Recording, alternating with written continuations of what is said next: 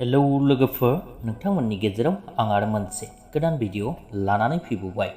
बे भिडिअआव नोंथांमोननो फोरमायनो लादों नोंथांमोन बयजोंबो सिनायजाखानाय मेथाइ रोजाबगिरि बिथां हायेन ब्रह्म बिथांनि गोदानै फैनो गोनां बड' मिउजिक भिडिअनि सोमोन्दै।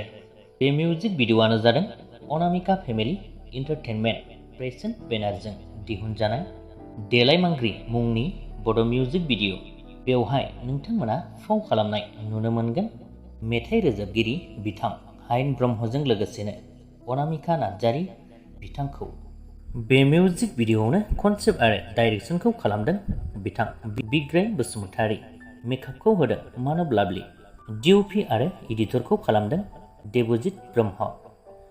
लोगोफोर, बे मिउजिक भिडिअखौ नोंथांमोना थाबैनो अनामिका फेमिलि एन्टारटेनमेन्ट चेनेलावनो नुनो मोनगोन।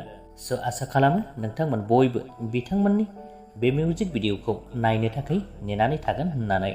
बेजों लोगोसेनो बे मिउजिक भिडिअनि आपडेटआबो बेखिनियानोमोन। भिडिअखौ नायनानै मोजां मोनोब्ला लाइक खालामदो, लोगोसेनो चेनेलखौबो साबस्क्राइब खालामनानै लादो। गोजोन्थों।